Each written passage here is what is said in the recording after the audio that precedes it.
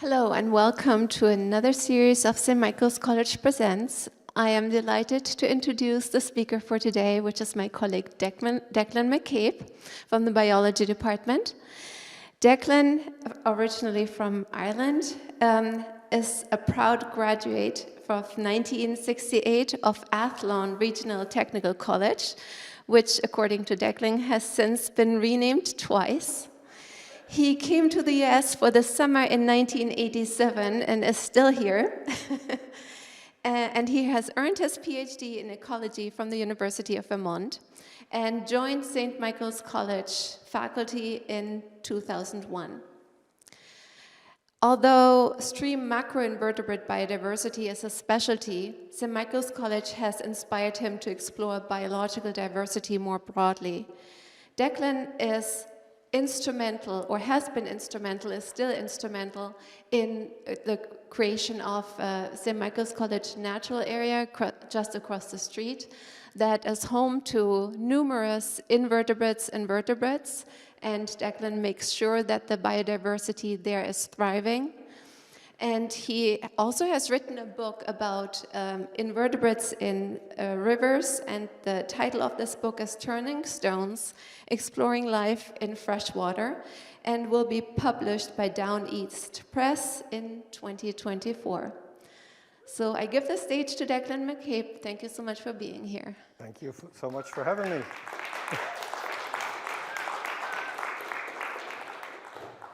So I just had to correct one thing. Not 1968, I would have been 2. But thanks for the wonderful introduction. There's another talk happening next week. We have a whole bunch of things happening for Earth Week. And Sue Morse will be live streaming a talk from St. Mike's on April 27th. And anyone who's interested should grab a handout on the table out back. And we hope you can all stream in and see that. So that'll be part of a series. So why do we care? What are we doing with biodiversity? And this is sort of the standard textbook thing you might see, and it demonstrates some of the ecosystem services, the things that we get for free from the environment that you could put a dollar value on if you cared to. So those are the selfish reasons, you know, clean air, clean water, things like that.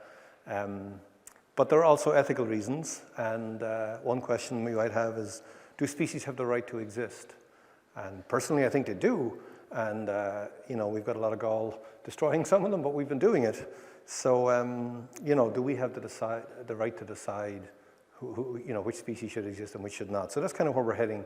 We're going to talk about some of that. And we have taken that decision sometimes at random, and things just disappear, and it usually comes down to us.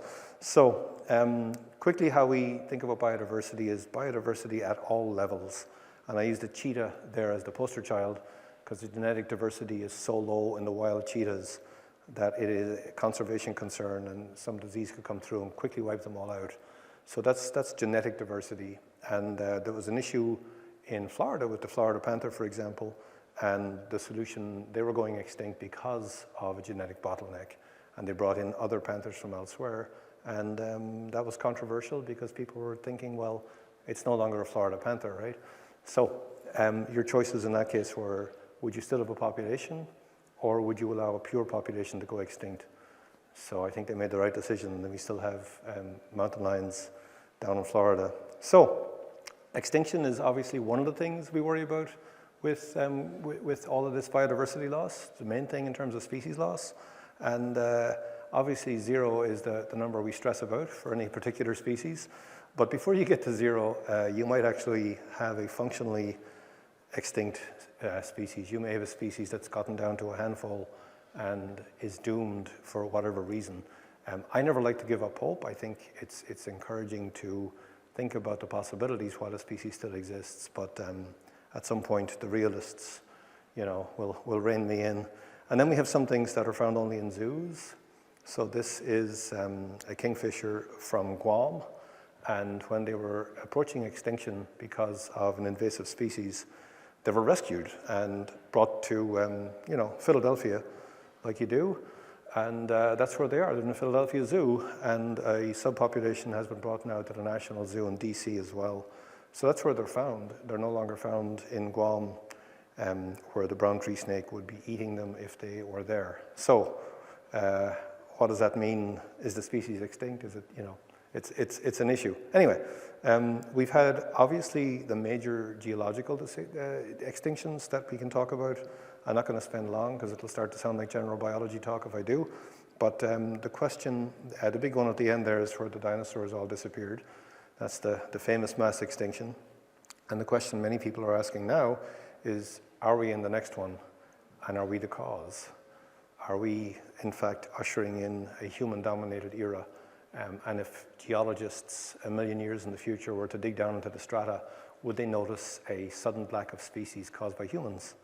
And there's some debate, but I think a lot of people would agree that there is. That's where we are. So one way to look at that mathematically is to think about the rates of extinction.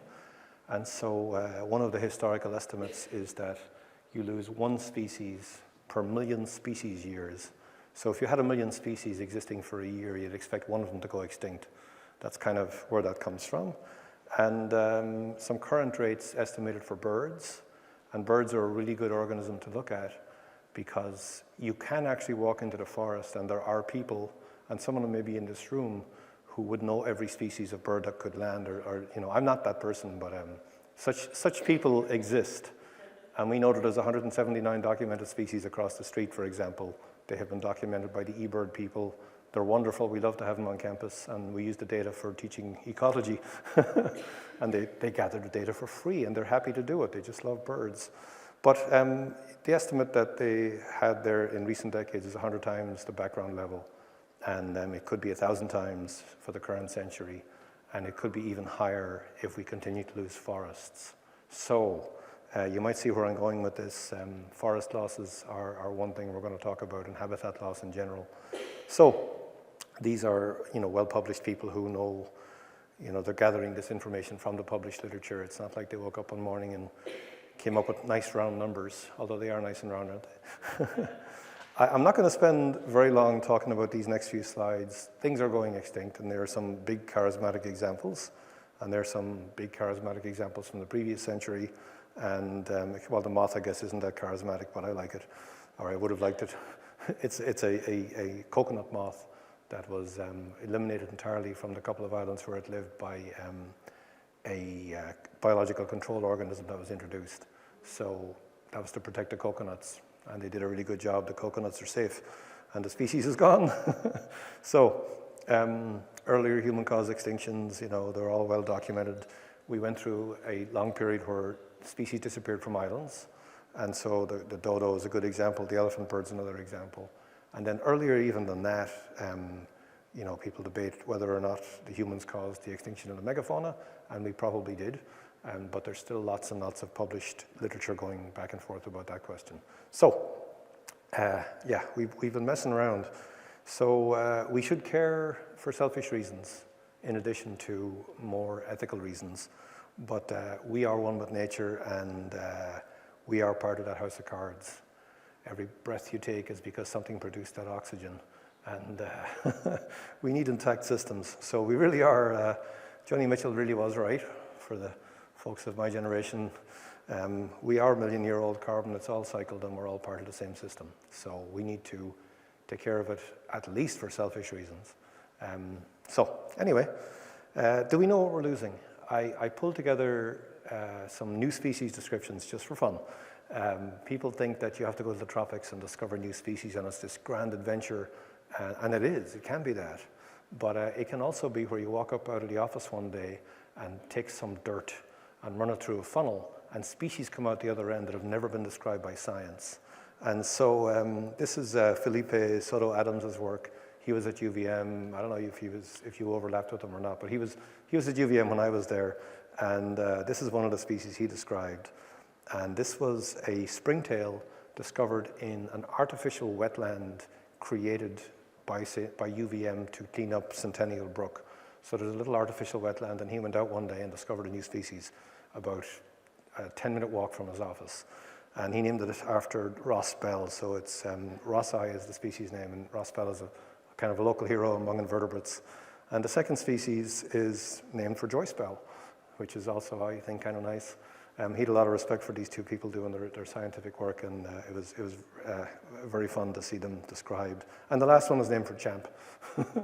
And the one named for Champ was discovered in a Superfund site at the end of Pine Street in Burlington. So the point I'm making is there's lots and lots of species that have not yet been described. There's one described by Joe Schall, who just retired. He's another UVM parasitologist. And if you care to describe small things, you could describe species for your entire career. And the other one on there, I don't know this gentleman, Robert, but that was also described from Chittenden County, so a new beetle. So, you know, the species are out there. Some things are described from extinct species. These were taken off the feathers of the Carolina parakeet from museum specimens. So these species are specific to the Carolina parakeet, and therefore they're also extinct because they went extinct with the parakeet, which is the host. And once in a while, a St. Mike's student discovers a new species. And so this is Mindy Goodrum, who was on study abroad in South America, and she did in fact have the adventure where you go to South America and discover a new species. And proof that there's life after college, she went off and got herself a job in conservation, and now she's with an environmental consultant, so it can be done. Anyway, why do we lose species? Habitat loss is a big one, and we're going to focus on that today. That's mostly what we're going to talk about. Introduced species we'll talk a little bit about. Overharvesting we'll talk less about, and global change is usually the thing that hits the newspapers, but it's fourth on the list in terms of what's causing extinction. So there we go. Habitat loss is, we have, done significant damage to habitat. And so that picture right there is taken in South America, and you can see sort of the fragmentation that's happening. And it's not just the destruction, it's the fact that only small patches are left. And imagine you're a jaguar, something that has an extensive home range. That patch is entirely useless to you, right? Unless you can jump between patches at night, which is what our bobcats are doing, actually. Our corridors in Vermont are functioning more like stepping stones. So our bobcats are finding places to bed down at night in these remnant forests and following the riverbeds, going under the highway. We've got the proof. We've seen them go through on the cameras. The bobcats are stitching it together, but bobcats are more tolerant of people than some of our larger species. So, overharvesting, I'm going to skip the overharvesting. There's enough, I think there's enough in here without getting too far into that. I do want to talk a little bit about shifting baselines. One of the questions that people ask is, well, what's normal? And normal is such a relative concept. And so that cartoon shows you the driving that I would have experienced, in 1990. But in 2020, you don't experience that type of driving because the insect numbers are down. I asked my students in class today, because I did a dry run in class. I forced my students to look at the talk. And most of them learned to drive in 2020 or 2019. So normal for them is not getting your windshield crusted up with bugs. Bug numbers are down dramatically. So none of us truly remember normal. There is no normal. I don't care how old you happen to be or I happen to be. Normal is not something any of us have experienced. So there's the popular study among ecologists is to go back and repeat your thesis work just as you're about to retire.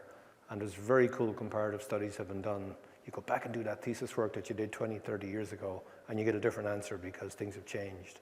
But that's not far enough back. So, it's not the right comparison. Hopefully we won't reach this point. Yeah, watch out. So, is this normal? Is this a normal backyard? What do you think? Does this look like a normal backyard to you?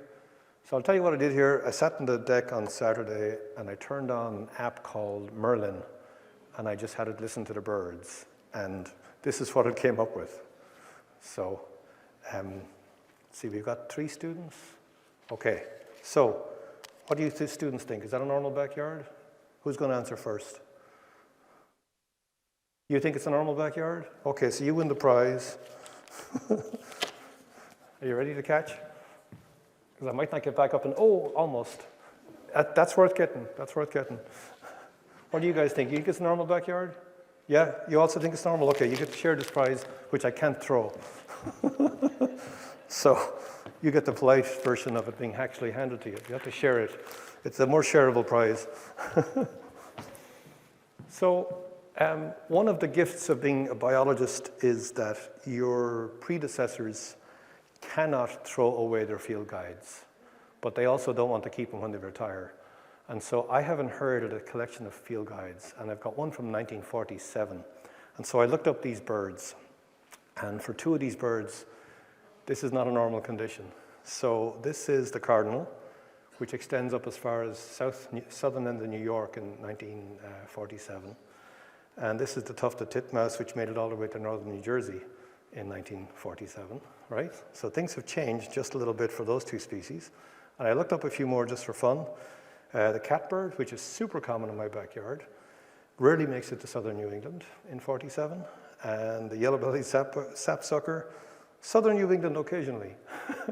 So, while politicians were doing their best to deny climate change, the birds were going about their business and shifting with the climate. And here they are, you know. And the reason I even know or care about this is Ellen Martinson has done some really cool work on loons, and in particular on the parasites in loons. And if you look at a textbook on parasitology from 15 years ago, it will say loons are not susceptible to malaria.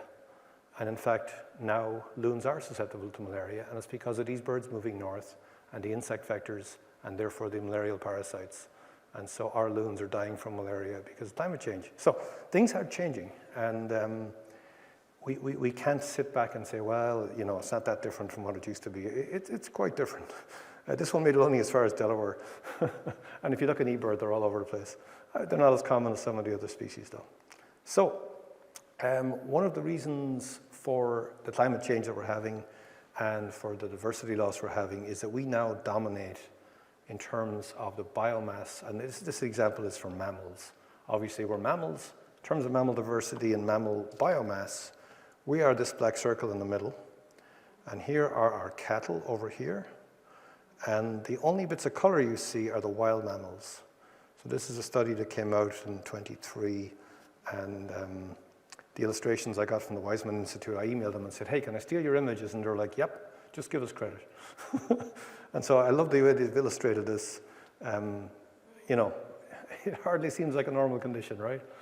And so you'll see where I'm going. There are too many of us, and we've got too many animals. One solution is to eat lower in the food web. So eat more plants, that definitely would help, and we would have fewer of the cattle. But we'll talk more about what we can do for habitat instead of that in a second. So where am I going? Who knows? This is all the depressing information, and we're going to move on now and say, what can we do? Because there's lots we can do. And so this is Aldo Leopold, and I like this quote. One of the penalties of an ecological education is that one lives alone in a world of wounds. And I'm a cheerful guy, and I can't live there. So I have to say, what can we do? And that's where we're heading. So can we heal? What has happened? What can happen? And I believe we can. I don't believe in the word restoration. And I'd like you to think about the example of a 57-year-old guy who's overweight. Would you expect to restore him to the state of a 20-year-old? Would that be reasonable? No? Any votes for no? Yes? No? Okay. I don't think it's reasonable. But you sure as heck can do some rehab. You sure as hell could be fitter. You sure as hell could improve. You sure as hell could have cardiovascular fitness. So I don't think we can restore habitats, but I do think we can rehab them. And I do think they can be better than they are. So that's where I'm heading. The humans, there's too many of us. And I was asked to participate in the discussion recently of Laudato Si, which is a document produced by the Pope about biodiversity. And the one thing he doesn't talk about is population. And we do need to talk about population. And it turns out we are reaching a peak. Oh, and I'm reminded, for you students, this is an Uplift event. Thank you for attending an Uplift event. Uplift encourages, supports programs that promote self-awareness, understanding, cultural competency. Have you heard this before? Okay. Have you heard this before also? Okay, well, here you are. We want our students to live honestly, respectfully, inclusively, while doing well and doing good. And this program today provides an opportunity for you to learn and grow in global citizenship, interpersonal development, and or personal wellness. So we're going with the global citizenship part of it today. Sound fair? All right. There is a QR code at the back for tracking your activity if you're tracking these things. And Liz is managing that, right? Still there if you guys want that. There you go. Anyway, so human population is in fact peaking. So we will in fact reach a maximum that the models suggest by the end of the century. and the models from there vary about how fast we'll decline. We tend to live a long time, so relative to many animals, so we will decline slowly. So the question is, what will we have for our new, smaller population? What will the Earth look like? What animals will be here? What plants will be here? And that's where I want to go. And so one of my ecological heroes is E.O. Wilson, Edward Wilson. I've never met him, but I know one person in the audience has. You met him, right? Which is pretty cool. I mean, you know, that's famous by association right there.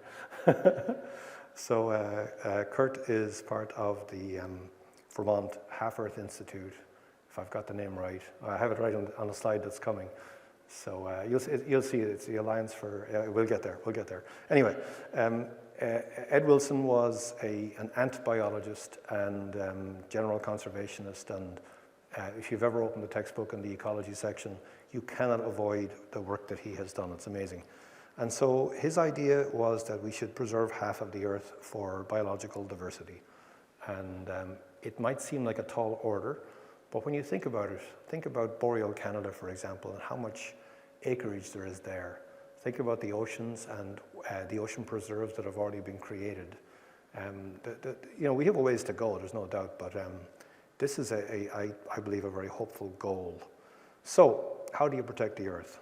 You can go yard by yard, and we're going to talk about Doug Tallamy's Homegrown National Park in a second. You can go campus by campus. We're doing Tree Campus right here. We've gotten Tree Campus 2 years in a row. You can go church by church. That's why St. Catherine is up there. She is a Mohawk saint, and there's an organization that is looking at church properties and saying, what can you do for diversity? And the Sisters of Mercy have a great place down in Benson. They've really been working on that, and we have our own place that you'll see across the street in a second. We've got, you know, the Vermont Family Forest Organization, and they are looking at people who own forest, and they are trying to help with biodiversity in those forests and better management. And of course, we've got the Vermont Alliance for Half-Earth. There we go. I did better this time because I stole it from your website. So we're working in the state, and there's lots of ways to do this. Lots of organizations doing it. And so Kurt is here from the Vermont Alliance for Half-Earth, and the textbook that he has, written by a bunch of Vermont authors, is really excellent in terms of the things that we can do to improve diversity locally. So we'll talk about some of the ideas from there. And what can we each do? We can educate. So Vermont Master Naturalist is a program that Alicia runs, and that gets together a whole bunch of people who are interested in this type of thing. And I participated a couple of years ago, and I learned a ton. I've been an ecologist for 20 years before I started doing it, but I still learned a ton. And there's always more to learn. Vote. Look at what your candidates are doing, and vote for the candidates that best represent your values. And then when they get in, you should contact them and tell them what you want, because how else will they know? So email your candidates. They're out there, and email your elected officials, and they will respond. You know, one of our candidates locally, I'm going to mention her name because she's going to get elected whether I mention her name or not. Ginny Lyons is a biologist, and she's always been very supportive. And, you know, you can email these people and they'll get back to you because it's Vermont and it's small, but you also, if you're from out of state, can email your officials as well. You'll be surprised how few people do email them. So do that, organize. Some of you students are in Green Up, and the reason we have campus composting is because long before Vermont insisted on composting, our students insisted on it. And the way they did this was to confiscate the trash cans from the cafeteria and instead replace it with a tarp and force all of their peers to scrape all the plates onto the tarp and make a massive mountain and photograph it and bring the photograph to the president's office. And composting came in short order. So you've got the power. Students are in fact the customers here, and you do have the power to change the college, and you have done so successfully. So keep organizing and get involved at a local level in your hometown, get involved on the conservation commissions, change the world. Take over those conservation commissions because they have a hard time getting volunteers anyway. So, and you will educate them. And that top piece right there, education, doesn't apply, well, it applies to everybody. It doesn't just apply to kindergarten or grade school or college. It really applies to the administrators. You need to educate your administrators. Some of them have biological backgrounds like our recent vice president, but some of them don't. So it's important to emphasize to your administrators and your town leaders what matters. And plant, we're going to talk a lot about planting. I talked a little bit about species diversity, and what I want to do is talk about habitat diversity instead. And I'm a stream person, so here's a bunch of terms that occurred to me earlier today when I was like a typical student putting my presentation together at the last minute. And pools are flat water, riffles are flowing water. You've got areas of shady habitat. You've got areas that are exposed to the sun, areas that are exposed to the current. You've got logs, you've got branches, you've got eddies, you've got runs, you've got upstream, downstream ends of a rock, which are different microhabitats. You've got bedrock, cobbles, which are like the size of your fist, gravel, sandbars, mid-channel islands. All of those things are different habitats. And so the reason, for example, that we have the cobblestone tiger beetle in Vermont is because there are mid-channel islands in the Winooski River, and you can go there and you can still find them. But because we dam our rivers, we simplify the habitat, and we've reduced the number of those islands. We've pushed them upstream to a certain, you can find them as far as Richmond. You get a little bit below Richmond, you start running out of them because the water is flatter as you go farther downstream. So these are all different pieces of habitat, pieces of the puzzle, and different things like different areas. And so if you want a diverse habitat in terms of rivers, you want all of these things. What you don't want is this, right? So pick your movie. Is it Grease? Maybe that's a good one to think about. Think about all those Hollywood movies where the 1950s cars are lined up side by side in the concrete river basin. That's what they've done to many rivers to efficiently move the water out and make sure there's not flooding in Los Angeles. And it's very effective for flood control, but it absolutely is a terrible habitat, right?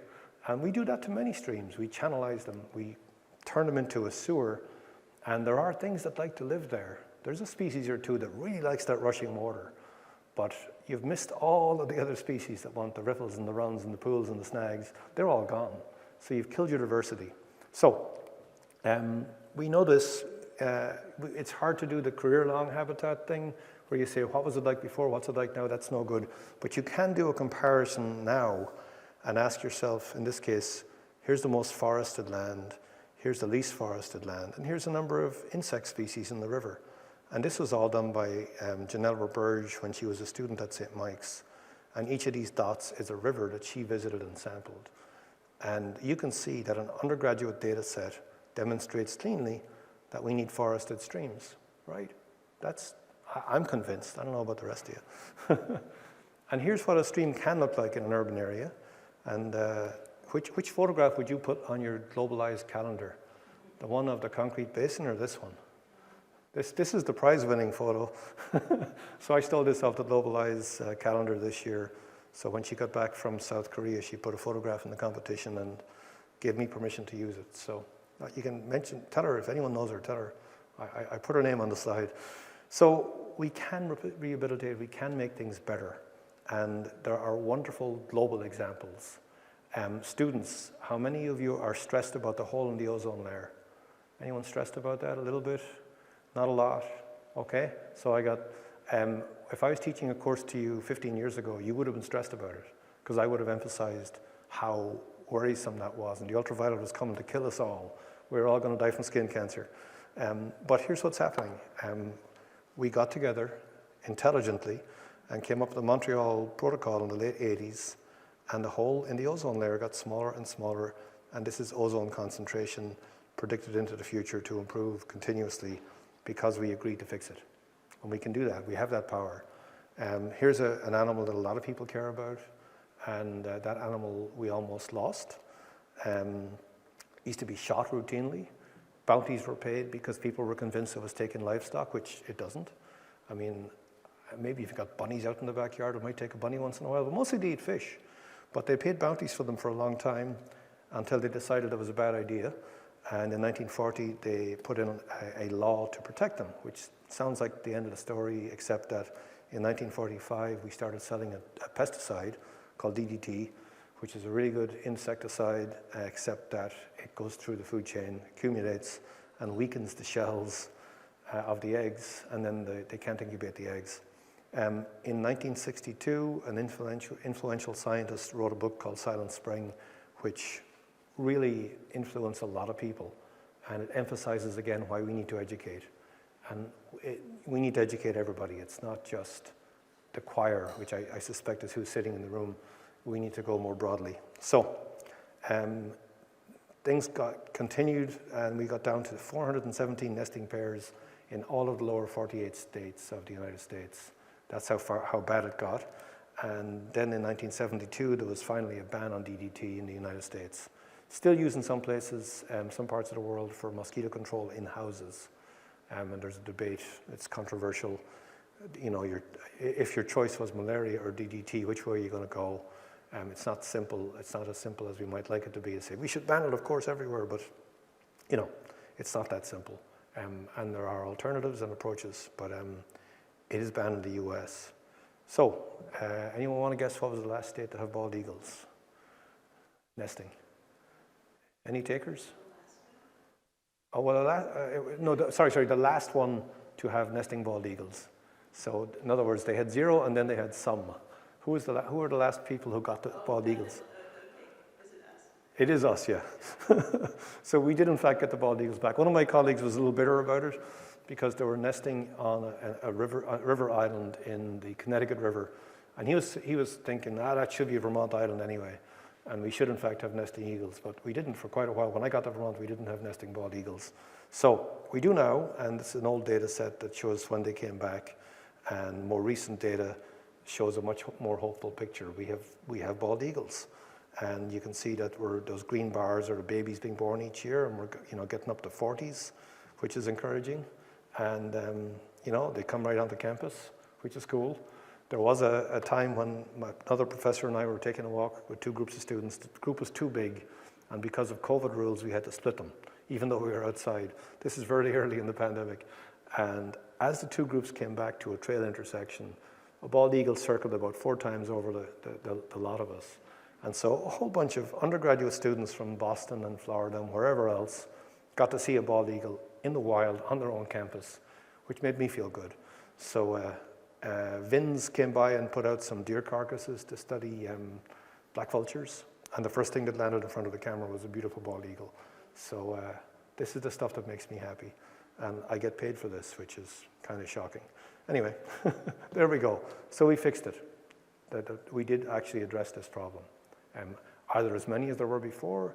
I seriously doubt it, but more than we had at the trough when there were a serious problem. So, what are we doing? The short version is we have made a natural area, and a few things have happened. It's 2/3 of campus is a natural area, which is pretty good for any campus, I think. So we're trying to live the half-earth thing by going past half.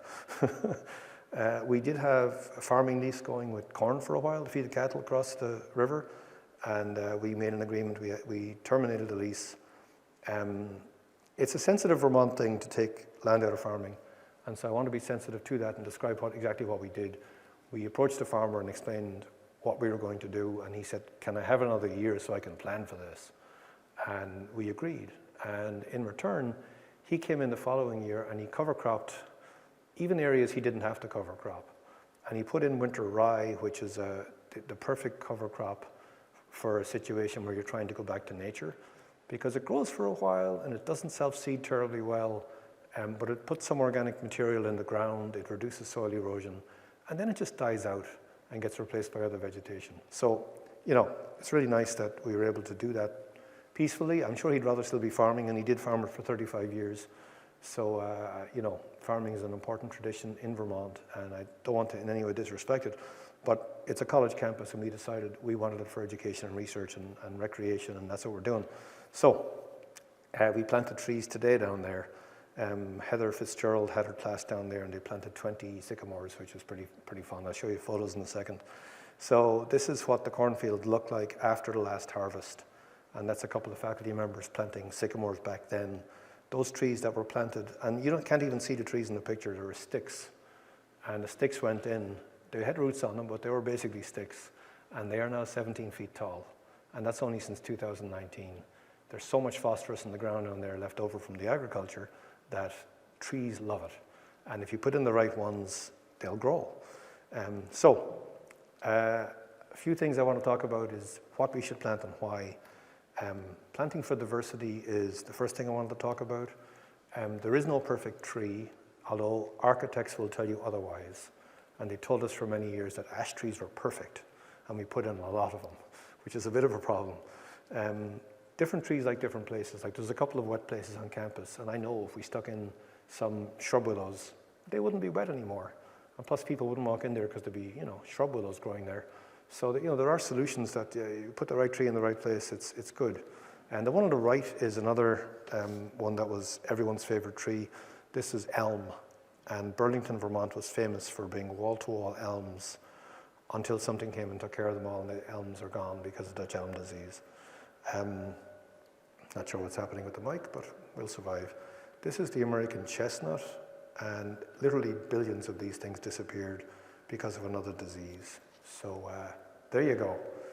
All right, so I think we should be planting for the food web.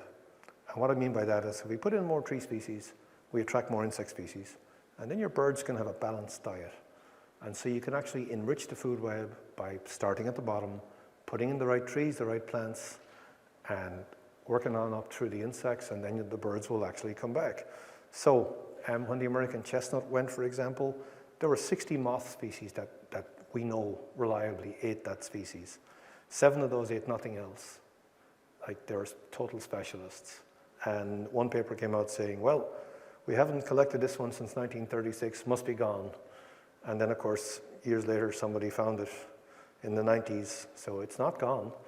It's a hopeful story. I'm not sure about the other 6 species, but one thing that's happening right now is people get iNaturalist accounts, and they photograph cool bugs and cool birds and cool everything else, and they load it up and they share the data all over the place. So get yourself an iNaturalist account, and you can be part of the documentation of these species. So one thing you can do is plant trees that are good for the specialists. And this is one of my favorite beetles right there. It's the willow calligraphy beetle. And surprisingly, they eat willows and nothing else, okay? And so if you wanted to plant to bring that species back, that's great. But guess what? There's 415 butterfly and moth species that will eat that will also eat willows. So you've planted, bring back your favorite beetle, and you have fed 415 butterflies and moths. And I'll explain in a minute why I care about the butterflies and moths rather than other things. And this is some of Adelaide Tyrell Murphy's artwork. She's amazing, a Vermont artist, and she draws a lot for Northern Woodlands magazine and The Outside Story and things like that. And yeah, she's been doing this for such a long time. I found a book with her name on it from decades back. I was like, you must have been drawing these things when you were 6, because she's amazing. Anyway, one of my favorite beetles around here is the locust borer. They're just spectacular. It's a large black and yellow beetle, and if you pick it up, it buzzes like a yellow jacket, and you would be convinced that you'd picked up a yellow jacket. It's a perfect mimic. When it pops out, when beetles fly, they pop out their elytra, and the wings come out from underneath. And in most beetles, it's a different color underneath. This thing is black and yellow underneath, so it's a perfect mimic even when it's flying. And I have dropped them more times because I was sure I'd accidentally picked up a yellow jacket. Anyway, they only eat black locust. So plant some black locust.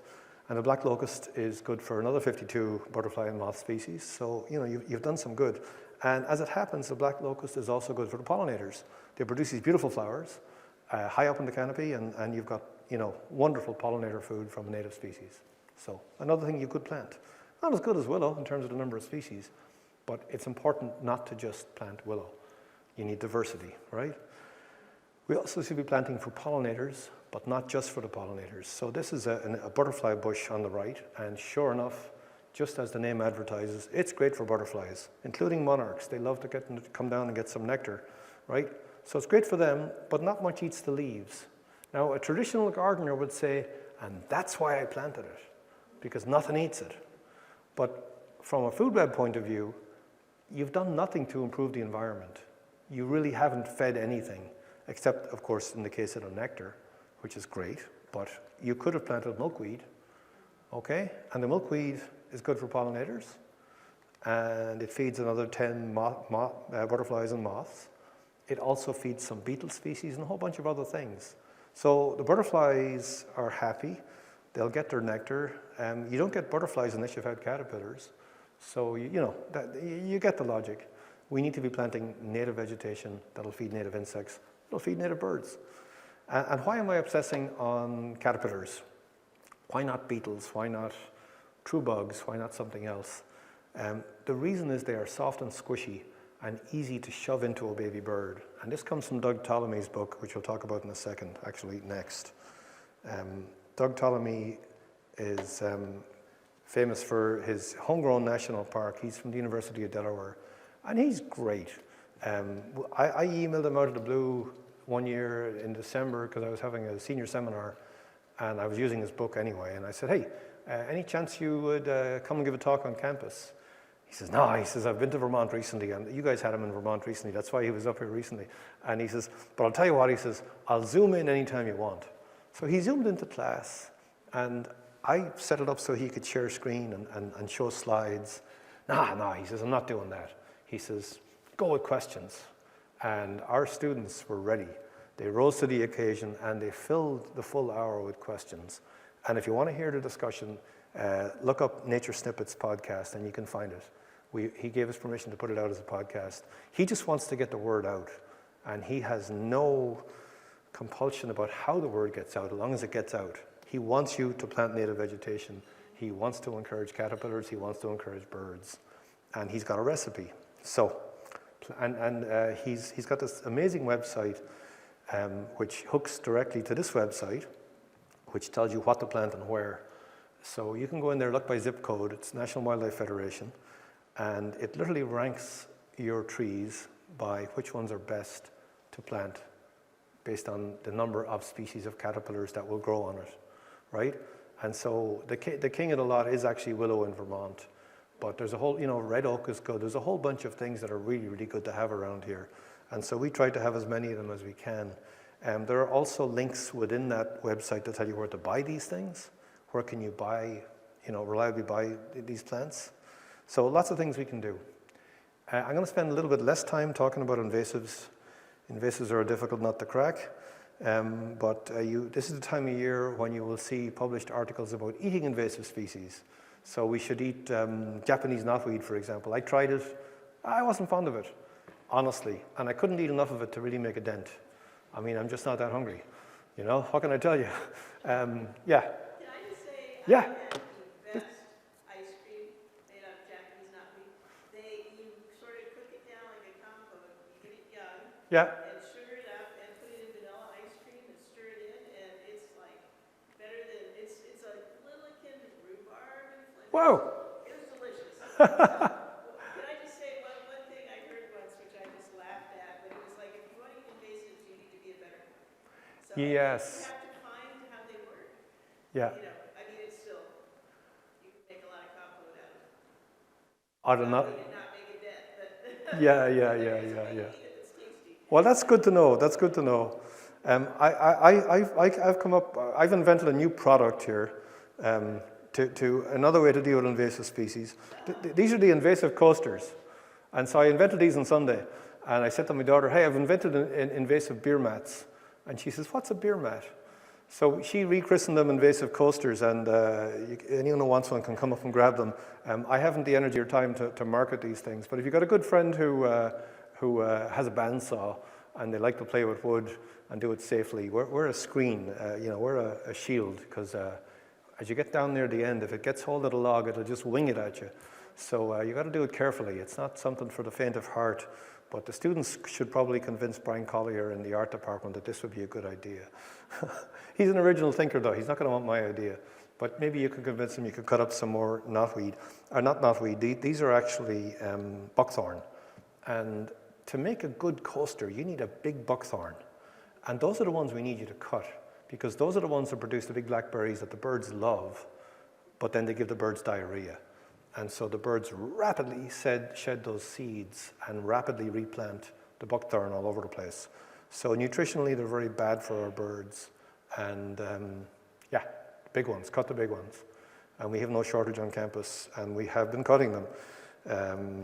There are better ways. If we had the time and energy to go out and dose them with chemicals, that might improve things faster. But what I have learned, I learned this in Red Rocks Park. It's better to cut them off about this high, because then you know where they are. because why else would there be a tree cut off this high? But if you know they're there, then when you see them sprouting again, you can just knock off the extra sprouts. If you knock them off often enough, they'll be dead.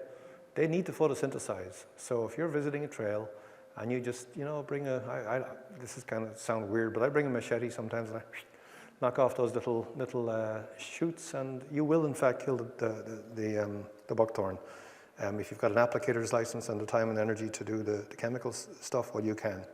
Invasives, that's the other reason we plant for diversity. So if you plant a whole bunch of things that are identical, like the 88 mature ash trees on our campus, then you are really at risk of something coming and eating them all. And that little beautiful bug living on top of the penny there is the emerald ash borer. And currently the emerald ash borer is at the highway exit over by Costco. And I can walk through the woods to that location in 20 minutes. So they're coming, and they are coming for our 88 ash trees.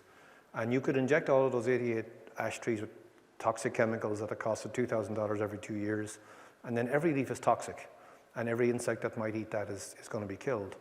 Or you can let them go because it's sad, but they're going to go. So you need to plant for diversity, and that's what we're doing. So on Friday, we're putting in 21 mature trees, the biggest trees we can put in the ground, and still have them survive. And Trevian's leading charge on that. And 21 trees going in, 18 species. That's what I mean by planting for diversity. And we're not just putting in 21 of the perfect species for our campus. We're planting for diversity. You might wonder what all these strange photographs are doing here. There's two big cultural implications of losing all of the ash. In Vermont, the most important one is that we're losing the basket-making tradition of the Abenaki. The most sensitive species in terms of the emerald ash borer is the black ash, which is the only way that they can make their traditional baskets. So that's a real cultural loss. The other one is these are hurley sticks from the national sport where I came from. And you might wonder what possible connection to Vermont. I was at the Champlain Valley Expo. There was those industry type things that they have at the fair, and they had Vermont wood products, and one of the things was an Irish hurley stick. I was like, hang on a second. I said, those are made in County Cork. I even know where the factory is. And the guy's like, yes, he says, but they're made from Vermont ash. And what they do is they harvest the trees about yay high off the ground, and they send all of that stuff off for traditional lumber. And then they were coming in with a backhoe and digging up the rest, the rootstock, and sending that to Ireland in a shipping container. And what's necessary is the wood grain that goes down into the woodstock and curves to make these sticks so that they don't split. And so they'll have to get their ash somewhere else now because Vermont is quarantined for emerald ash borers. Okay, so another thing happening on campus in the art department, we've got Brian Collier, and Brian's program is called The Unlawning of America, a call to inaction. He wants you to stop doing something. Just stop cutting the grass. I mean, do you deeply love cutting the grass anyway? I know some people who do, but it's not my favorite thing to do, I have to say. So if you stop cutting the grass, other things will actually grow. If you walk down into our natural area, you'll see that our trails are beautifully grassy. We never planted a single grass seed. The only reason that those trails are grassy is because we run a lawnmower over them, and that's what keeps them in that condition. There's not a single grass seed planted down there, but that's where the grass has survived by natural selection, or in this case, unnatural selection, I like with the lawnmower, right? So, a couple of areas on campus, on the main campus, we have no-mow zones, and the no-mow zones are signposted, and we just stop cutting, and things grow. And then once in a while, one of us might go in there and do a bit of guerrilla gardening, and a couple of trees have showed up that I don't think showed up on their own. And a couple more are going to go in this week. And we're going to put in some sycamore. I mentioned on one of the slides something called assisted migration. And this is a little bit controversial for some folks, but the climate's warming, the birds are moving north, the insects are moving north. It's harder for the trees to move north. So we are moving some trees north. So we're right at the edge of the sycamore's natural distribution, so we're increasing our density of sycamore on campus. And there were none before we started. They just wouldn't get here on their own. So we're moving them a little bit. Excuse me. We've put in some tulip poplars. Sure as heck wouldn't get here on their own. They're more common in Pennsylvania, places like that. So, like Chicago politics, vote early, vote often, plant early, plant often. People say the best time to plant a tree would have been 20 years ago. Second best is today. So keep planting. And this literally was today. These are students in Heather's class, Heather Fitzgerald. Excuse me, my voice is gone. 1 second. This might work. So, those students planted those trees today. Sycamore grows fabulously well here, and we're happy with those. And yeah, this is good timing actually. This is the last slide. Branch Out Burlington has provided a bunch of our trees. Margaret Skinner is a UVM entomologist, and she is like the cheerleader for an army of volunteers who plant trees. And those trees, when they get big enough, have to go and get planted somewhere else. And she donates them to whoever will plant them. And when she can't find a donor someone to accept them, she calls us up and say, hey, can you take 60 sycamores? And I always say yes. And I send emails around to professors and say, hey, you want to plant some trees with your students? And they do. And I learned this from Trevian, who's been working with them longer than I have. And so Trevian started the ball on that. The next thing she has, Trevian, is red buds. She's got a lot of red buds. Want those? I thought you might. So Arbor Day has also been generous. Word had gotten out that we were planting trees, and Colchester had the free tree day during the pandemic, and the people who were supposed to get the trees, 17 of them didn't show up, and they said, can you take 17 trees? I said, yes, we can. I drove over there with a truck. While I was there, the Arbor Day people said, hey, you should go over to Winooski as well. I ended up with 65 trees in the back of the truck. And there were bigger trees, and we're happy with those. St. Mike's has been super supportive.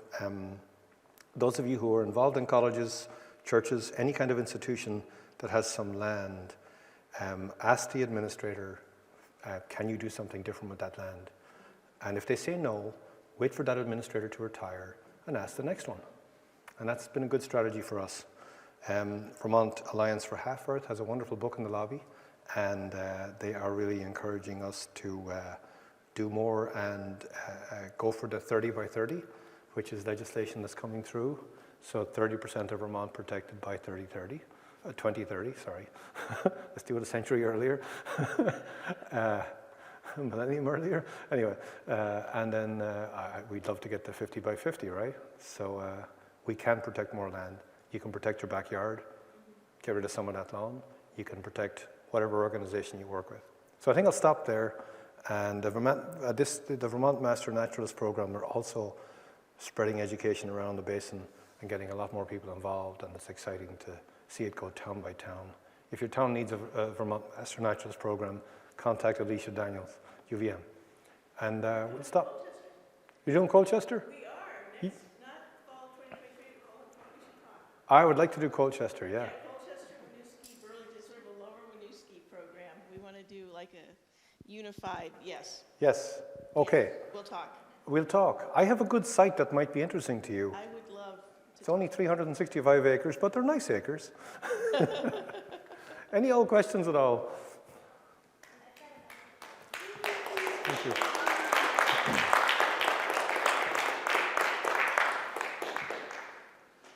Questions?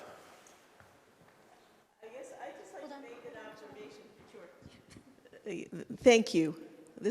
I just love this talk. Well, thank you. It was, yeah, I always like to hear what you have to say and the research you do and how you back up some of the things I know instinctively, but you find the numbers and really lay the story out so beautifully. Well, thanks.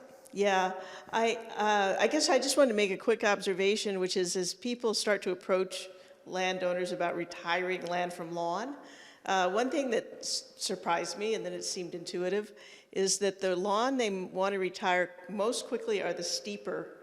If you can find a steep slope somewhere, they're having a mowing problem anyway. Or if you can find a wet spot, where they're having trouble getting in there. Those are places it's pretty easy to get a first ask, so it's kind of designing with nature. Yeah. Like, where is it hard to mow?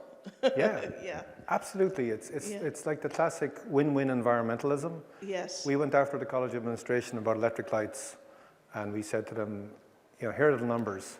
And the Green Up organization, the students again led this. These lights will pay themselves back. If you convert from incandescence or from the older fluorescents and convert to LEDs, they'll pay for themselves in 4 years. And they also did the homework and connected us with Efficiency Vermont. And a lot of the installation was paid for by Efficiency Vermont. So win-win environmentalism, and that's a prime example. Go for the steep places, go for the wet places, go for the places where lawn does not want to be. Exactly. And you don't want to roll over your tractor and kill yourself. Exactly, yeah. And we're mapping the same things on campus. We just sent a new map to facilities and said, here's where we'd like to go next with the no-mow zones. So, yeah. And the places that people don't care about, we're not going for the playing fields. No, exactly. We're not going for the lawn of the president's house. That's the lawn, and they look out on it and they're happy and they use it. They have parties on that lawn for guests. But the parts that are not being used as lawn, God, let's ditch them. Let's just get rid of them. So yeah, other questions or thoughts?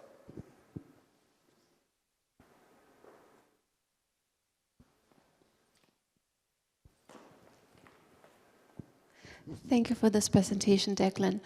I really like this idea of letting the lawn grow in order to cultivate more species, but I happen to live in an association that is governed and where we have to cut the lawn. Is there anything else that you can suggest that I can do in order to encourage insects and biodiversity? Okay, I won't say move. You can get involved in the association and you can try to change the culture. I know exactly, our neighborhood borders down on another one. One of our neighbors, I just transfer in some of my lawn and I just put down cardboard, I put down wood chips, and I killed a big patch of lawn, and I've been putting in trees. I did it in a very methodical way so that it looks planned, because it is planned, but I also want it to look like something that was intentional, rather than McCabe just got tired of cutting the grass. So you can carve paths through, and you can declare it a butterfly meadow, and you can put in signage. You can get free signage from that website, the National Wildlife Federation, and you can explain that this is habitat. Now, one of my neighbors did this, and it irritated some of his other neighbors. So it's not simple, and neighborhood rules definitely do complicate this. But I think the best thing you could probably do is to try to change the culture by infiltrating the neighborhood association. So that doesn't always work, though. Other questions? Okay, thanks all for coming. Much appreciated.